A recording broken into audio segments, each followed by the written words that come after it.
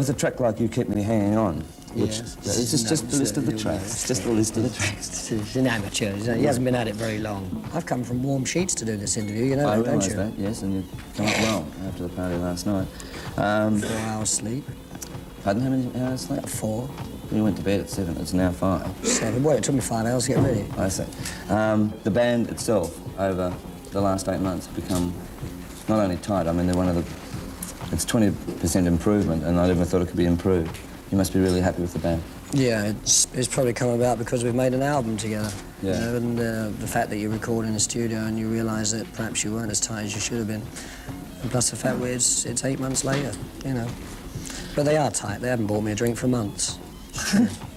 They're very much part of you, and you're very much part of them all. That's the impression I got last night. Yeah, I think they brought out probably the best in me. Yeah. The best that there is, not only on stage, but certainly on the record.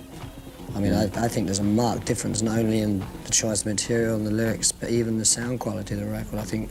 But that's down to Andy Johns. I think we had the best engineer in the world with Andy Johns.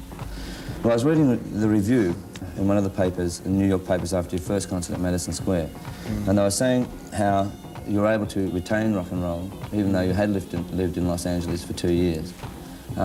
Did Hollywood or Los Angeles or any of that have any great effect on you, do you think? Yeah, I don't think I could have written that half the songs on that album if I'd have stayed in London, lived in London. I think I needed a change of environment, and I believe Los Angeles is the capital of rock and roll. With the time you'd spent in Los Angeles, especially last year, that perhaps you were being swept away with the tinsel? Well, you must have read that, I don't really even live there that much. I'm Yeah. probably there 3 months out of the year. But had you read those sort of things in the Yeah, papers? and who believes anything you read in the papers anyway? Yeah. It's all rubbish. Back to the album again. You've Got a Nerve. What's that song all about? Well, that's got nothing to do with Brit whatsoever. I mean, that's just about somebody that's been left in the lurch by a woman, and she runs off with a rich friend and then comes back and expects to be welcomed back, and she's not. And that's the end of it. It's that simple. There's nothing more you can read into that one. Okay, You Keep Me Hanging On. When you performed in Australia, and you just sort of rehearsed the band before that and got together with the band, that track was one that you featured on the Australian concert. On the show last night, and especially on the album, that track really works now, whereas I was sort of, and a lot of other people thought that, why is Rod doing You Keep Me Hanging On, you know? But last night it's sensational. Yeah, well, we've embroidered on it a lot. Yeah. I mean, there's a whole that John plays that classical introduction, and then there's that segue which links it up to the next number. Right. I think we've just done it a bit more than the Fudge did it. Yeah. You know? Which we had to do, otherwise there's no point in recording it. But I think it now belongs to me, that song. It doesn't belong to Diana Ross anymore. Yeah, well, Hot Legs. Yeah.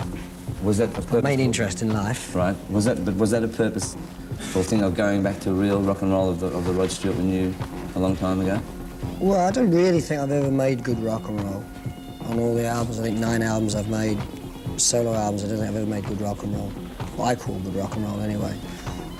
This is as near as I've ever come. Interviewing Carol Bayer-Sager, and we were talking about her being a songwriter. She's not a bad-looking girl, is she? She's fantastic. In fact, one of the most stunning. And I was talking about her songwriting and saying, you know, that obviously with her lyrics, they're so personal.